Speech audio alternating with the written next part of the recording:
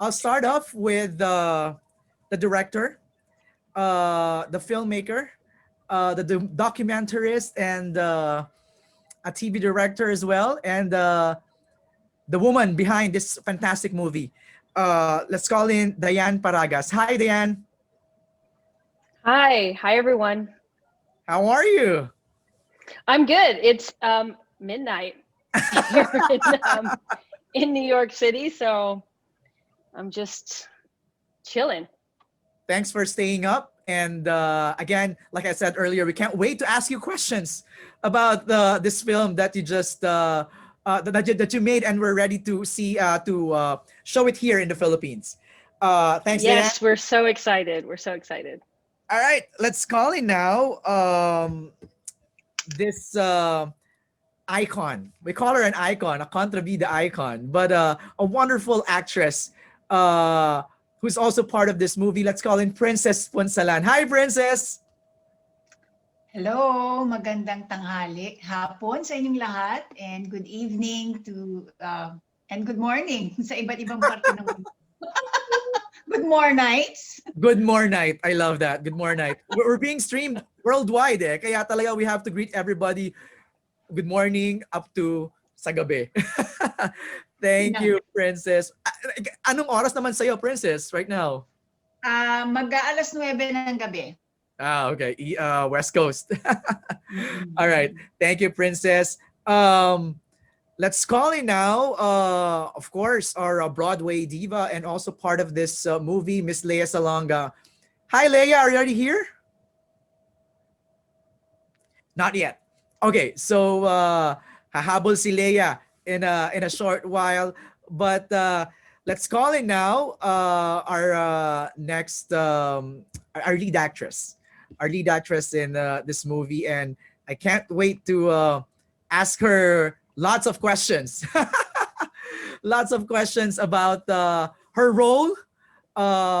This is her first feature film, and she's a Grammy winner and two-time Tony Award nominee. Please welcome Eva Noblezada. Hi, Eva. Hi. How are you? I'm present. I'm vertical. I'm celebrating. Yes, I'll ask you about that celebration later on. But thanks for having us. Of course, it's our pleasure because like I said kanina, ang dami naming tanong, no? We wanted to know about this movie. We've heard about this, but we want to know more about what Yellow Rose is all about. And to give us a little hint, if you haven't seen the trailer, here it is. Please watch this. I'll be honest, Diane, Eva, and Princess, first time ko napanood yung trailer. I mean, we've done stories about this in TV Patrol, pero in full length, ngayon ko siya napanood ng up close, intimate, and nakafocus talaga ako sa kanya. And grabe, the talent in that screen. Princess Eva and Leia Salonga in one movie. Okay, so we'll open the floor for questions from our friends from the press. And may I request that you direct your question to a particular person, let's say for Princess, for Eva, or for Diane, so that hindi masyadong mahaba the Q&A. Will have more time for other questions. But ako muna yung unang magtatanong, Diane, Eva, and Princess.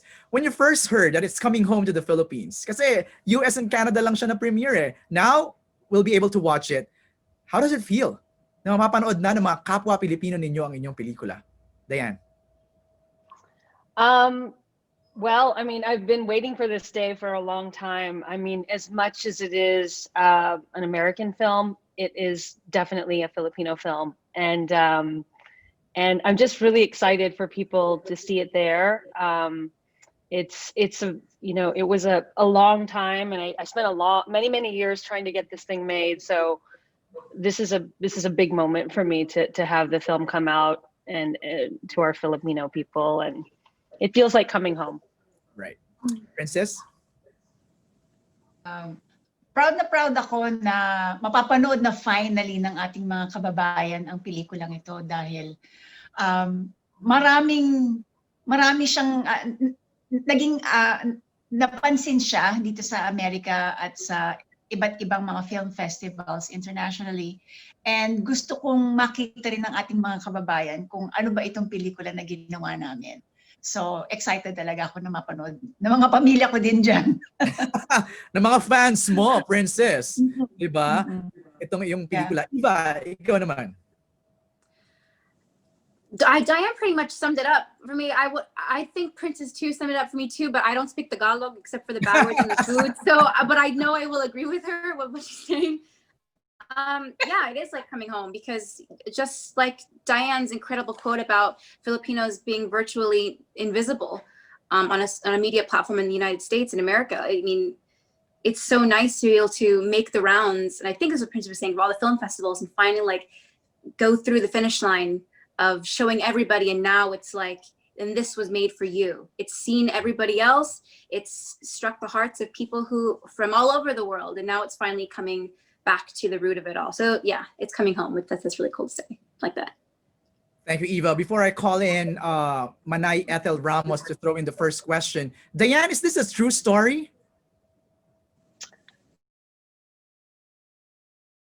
Very, very loosely based on my my time growing up in Texas. I grew up in Texas, and as a teenager, I played music too. Not anywhere as near as good as Eva, as Rose, but and I didn't play country music. I had a mohawk and I was in a terrible band. And but music was my outlet. I felt, you know, like a square peg in a round hole, which is one of the songs in the film. And but I sort of flipped it around and made the character love Texas. Because, you know, there's not a lot of Filipinos in Texan country music, yet this girl who grew up in Texas feels as Texan as the next guy. And why shouldn't she have a place in that art form? So it was a bit of a fable, but and a metaphor of the American dream. Mm-hmm. But there's some truth in everything that happens in the film. I did extensive research because I'm a documentary filmmaker. So I interviewed a lot of Filipino families, and their stories and what happened to them as they went through the system are what we see in the film. Wow. So it's a very true to life story. And even as we were shooting it, families were being separated. Kids were being thrown in cages. Just these brutal separations of people in the name of, you know, immigration. So it's not a true story, but it's based on very real things that are happening to real people all over America. Right. How about you, Eva? Is this close to home? Do you know anyone like who's experienced like what your character has experienced in the movie? I know a handful of people who are close to me that I care very much about, and who are wonderfully large advocates of the arts in New York City, who are undocumented.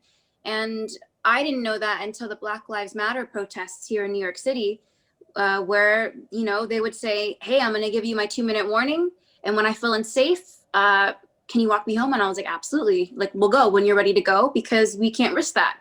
And the only, I guess, comparison or parallel that I have is, you know, I was born and raised in San Diego, California girl down to the bone, but my parents, you know, reaching for a better life than what we were born in, we went to North Carolina, and we lived in many different rural and suburban, everywhere you could possibly imagine in North Carolina, we lived. And there was a moment where we were living 4 in a room, myself, my infant sister, my mother and father, in a small, tiny bedroom with my cousins who had 6 kids. And they lived with the 2 parents and the 2 grandma and grandpa. So it was a lot of people packed, and I watched my mom and dad break their backs to support us. They were so young. They were like 23, 24. And that's the only thing I had of being raised, is being plucked out of this enriching and beautifully cultured city like San Diego, where I was a part of both of my ethnicities equally, and then being tossed into somewhere like Mooresville, North Carolina, where people won't just look at you, they will ask you like, why are you here? Right. To my parents. So I witnessed that from a young age, the prejudice and the stereotypes that were thrown at my mom and dad. So I unfortunately have developed a sort of bitterness for Southern pride that's based more on the side of ignorance. So I can relate to Rose in that way, of feeling like you're trying to make a home for yourself and other people end up being massive obstacles in your way of trying to be comfortable with where you are geographically. So yeah, I can relate to that a little bit, but Texas was something else. Texas was so special, and I'm so grateful that Diane, let me go there and experience Austin and Texas for what it is. Wow, we're just beginning, but the stories are already rich. So thank you, Eva, for sharing that. Princess, how is it for you?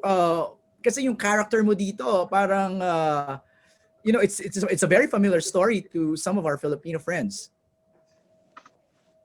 Yeah.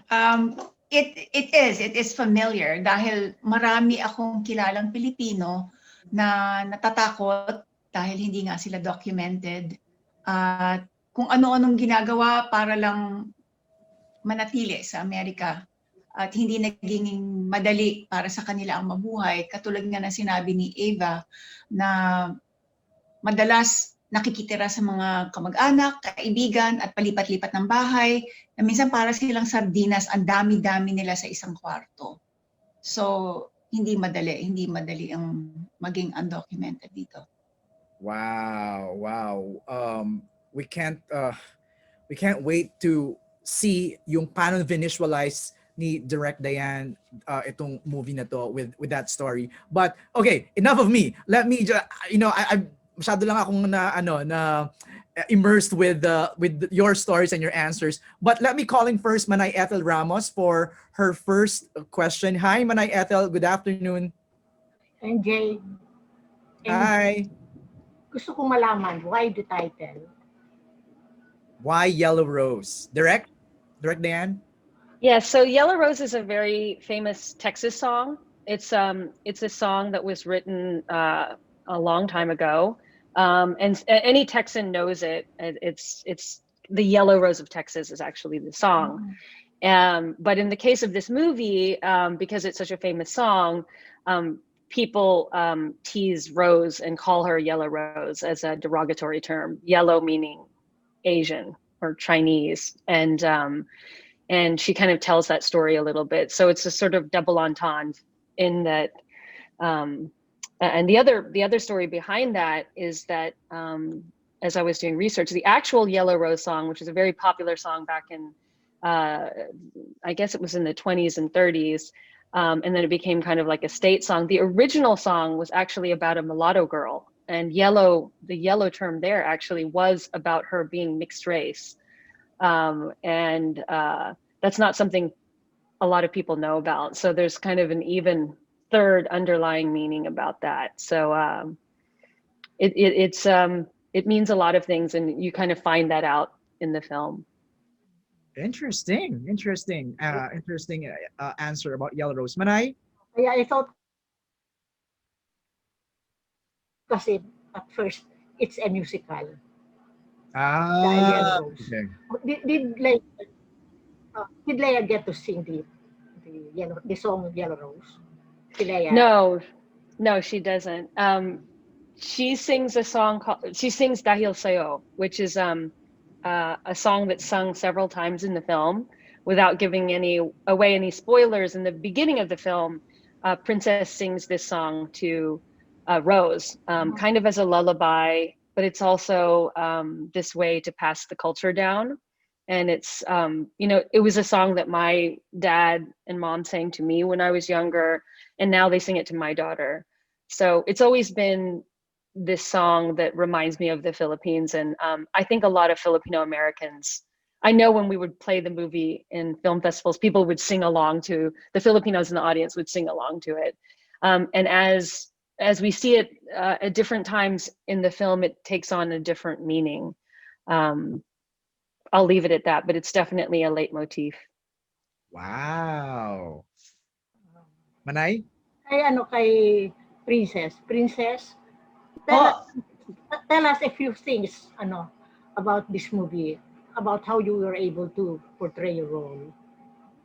The way you ah, unang-una po, natutuwa ako, matagal tayong hindi nagkita, tita, tita Beeto. Um, so, hindi po naging mahirap sa akin ang paghahanda para sa role na ito dahil yung role ko po ay nanay ni Eva dito, ni Rose.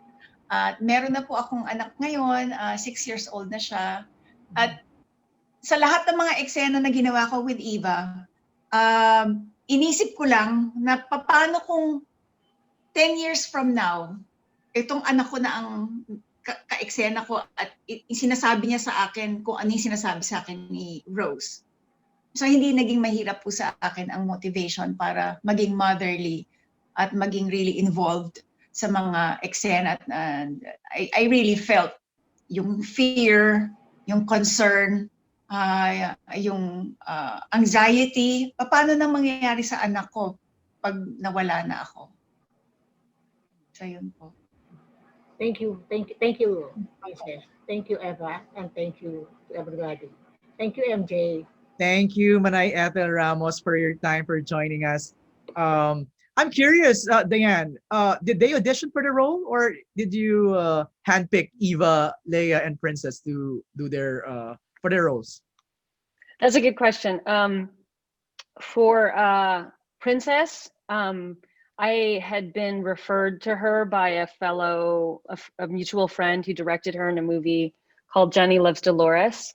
And that's when I saw her first. And her acting style in that film was so, just so natural and so, so heartfelt. And when I met her, she was actually helping me audition the young women for the shorts, and just the way she was with everyone, the warmth that she showed, I kind of gave her that part. But it would be another 5 years before we would make the movie.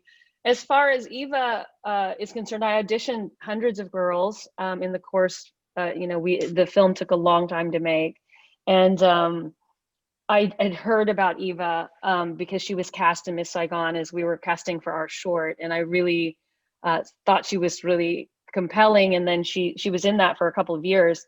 And when we finally got the financing to do the feature film, I'd heard that the run of Miss Saigon was coming to an end, and that Eva might have this little window where we could shoot the film. And so I went to see her on Broadway before I had sent her the script. So she had already seen the script. And I went to see her on Broadway, and almost like every girl I ever saw before that just went away. She blew me away in every way. Just her style of acting was naturalistic, especially for a theater actor. She had an incredible magnetic presence. But then that kind of sealed the deal when we met in person, and just her effervescent personality, but also her sincerity and her seriousness about music. Because I really wanted to cast somebody who was serious about music, and she is. And she was Rose, so I offered her the part on the spot, and I'll let her finish that story. All right. Eva, talk about that. Like, what made you Go, Eva. What made you accept? Well, look, Miss Saigon is obviously about a Vietnamese young girl, which I am not. And thankfully, the other roles I've done have been, windows into the imagination. Anybody can play, anybody who looks like anything can play any role. So I was lucky to have kind of, walk the tightrope in those specific roles. But I had never really found a true calling when it came to who I was as a young woman. And after coming off the edge of the Miss Saigon revival in New York, I had the total lifetime honor of creating friendships with people who were also like me, either full Filipino or half Filipino, and they would just be questioning themselves as an Asian American. And we had so many enriching, cultivating conversations about how jacked up Miss Saigon actually is, and how we sacrifice part of ourselves as Asians to become chameleons in the arts because we need a job, when there's an Asian, you fill it with an Asian, regardless of what kind of Asian you're playing. And so we talked about what that meant to us and how depleted we felt after doing the run for like a year. I had done it for 3.5 years at that point. So the second I met Diane and I had read the script and she offered it to me on our business meeting, and I was like, seriously, you want me, a young Filipina, to play a Filipina?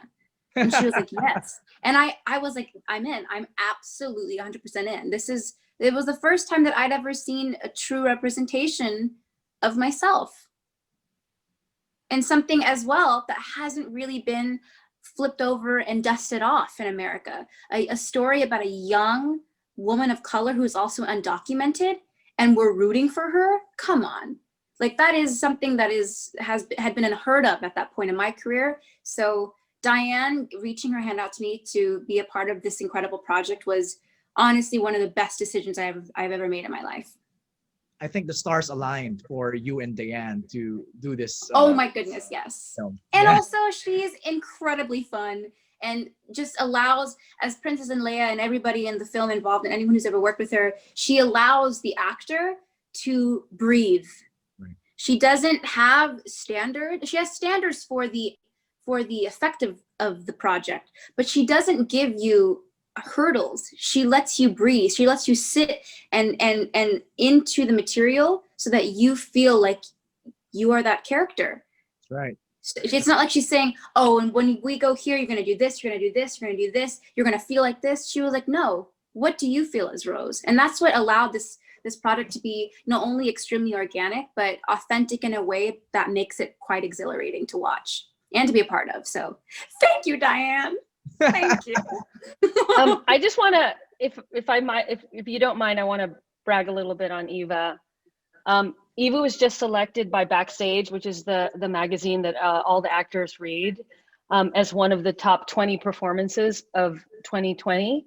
I just want to read some of the names that she's on the list with: Margot Robbie, Michelle Pfeiffer, Meryl Streep, Carey Mulligan, Elizabeth Moss, Sienna Miller, Frances McDormand, Julie Louis-Dreyfus, Sophia Loren, Vanessa Kirby, Rashida Jones, and Eva Noblezada.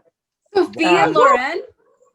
Yes, and I just want to read what Backstage said about her performance, because one of the main things I want to do in this press conference is to introduce you to this extraordinary talent. And it says, Noblezada wears her heart on her sleeve in Diane Paragas' searing ode and diatribe against the American dream. As Rose Garcia, a Texas teen aspiring songwriter whose mother, Princess Punzalan, is deported back to the Philippines, she channels that heart into country music. Broadway audiences have heard her firsthand, how the actor infuses her every note with palpable emotion. That skill is no less felt on screen. Wow. Just for a Filipino to be in the company of Meryl Streep, Viola Davis, Sophia Loren, I mean, is extraordinary. And I commend you. I commend you, Captain. We commend you both, all of you, for showcasing the Filipino talent worldwide. Let's call in now our next friend from the press who will be asking questions from One News Philippines, Von Belinario. Hi, Von. Everyone. Hi, MJ. Hi, Von. everyone. My name is Princess. Hi, Eva. Hi, Direct Diane.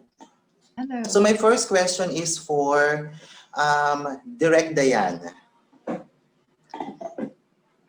Direct Diane, hi, can you hear me? Yes, hi. Hi, Direct Diane, Yellow Rose speaks about issues on immigration. And the movie, it serves as an eye-opener for those who are into this topic and for those who want to learn more about this particular issue. And as we all know,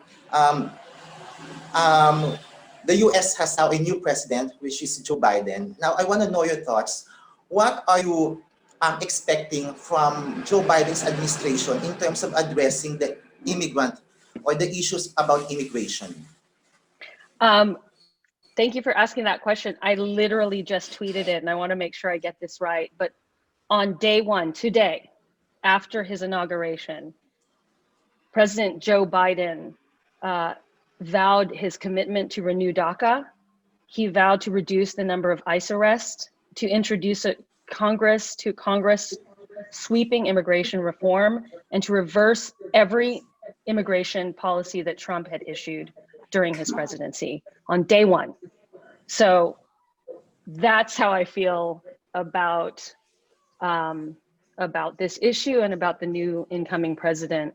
When President Trump came into office, I completely changed the script.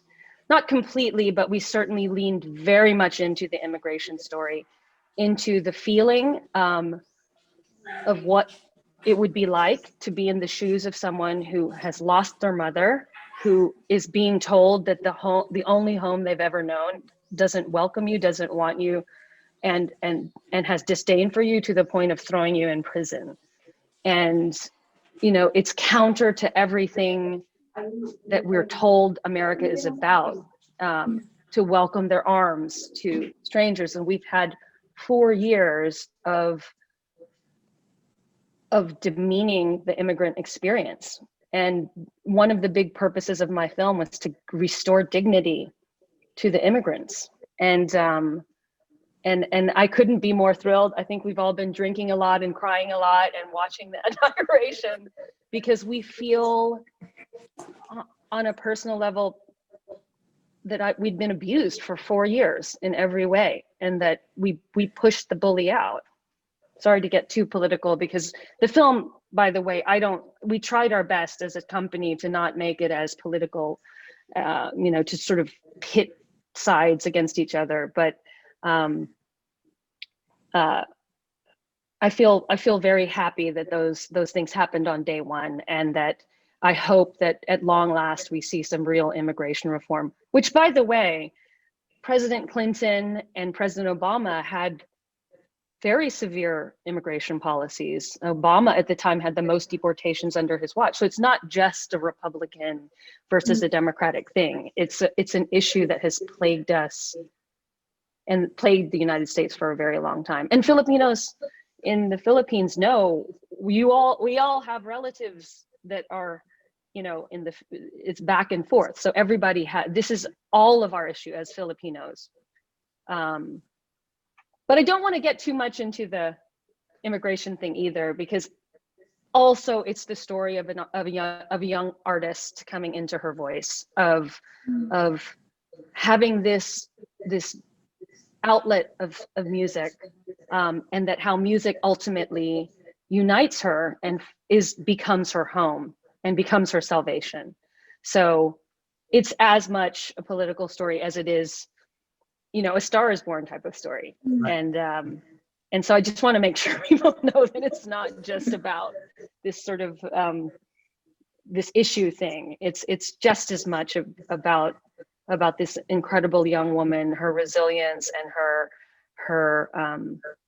and how music saves her. Thank you so much, Diane, for sharing your thoughts and for sharing your heart out. And my next question is for Eva. Hi, Eva. Hi. Hi, I'm a fan of country music, and when I found out that Yellow Rose is about promoting country music as well, so I want to know your thoughts, how important country music is in bringing up or highlighting the issues tackled in Yellow Rose. Good question. Before I answer that, I just want to say off Diane's, because she made a very good point, just a quick statement, that the fact that Yellow Rose is able to highlight an immigration story, yet the baseline really be about the story of a young woman, it creates an important divide that I think we hope as a film, we hope that people will start to rip off the stereotypical Band-Aid and the prejudice against people who they assume and see as immigrants, people who look like immigrants, who are undocumented, that all of a sudden that is their whole identity. That creates a very dangerous, threatening, and anti-patriotic divide that is in the country. So thankfully we can juggle the importance of immigration and highlight the things that, you know, ICE is being enforced to do, you know, on duty and off duty, because let's be honest, and also highlight the fact that these are people, these are human beings, and using the word immigrant or undocumented doesn't make them dirty or terrible. It's just, these are very extreme words that this previous, thank the Lord, previous administration has used. So thankfully our film doesn't do that. It just kind of combines it all into one to say, have empathy and learn something new about yourself. But country music is one of the founding, I guess, groups of music that, you know, America, you know, leans on truly. And when I think of my connection to country music and my connection to Yellow Rose, thankfully Diane was like, no, don't listen to that country music, listen to this country music. And it's true poetry. Just like we watched Miss Gorman tonight in the inauguration give her beautiful poem. And, you know, to me, it's the same thing. And how beautiful is it that we can connect people based off a random string of words and putting an awesome minor chord progression to it. And all of a sudden it becomes a country song that tells a story of a country that is very young and has a lot of work to do. It's not that we've stopped in front of the obstacle. It's that we continue to go forward and we make mistakes and we learn from them, hopefully. So that is what I think country music is to me, now that I've experienced all of this as a millennial and also like witnessing all this stuff going on, but also getting to do Yellow Rose and understand what country music meant to Rose. That's all she had. A lot of us have similar things, something that we cling on to when we feel like we are hanging from a thread. For Rose, it was country music. So the poetry of that, the reminder that you're not alone, the reminder that you have people behind you and in front of you, and that you're always going to be protected, and that the world is beautiful if you choose to look at it like that. That's what I love about country music, and that is a huge driving factor for my character Rose in the film.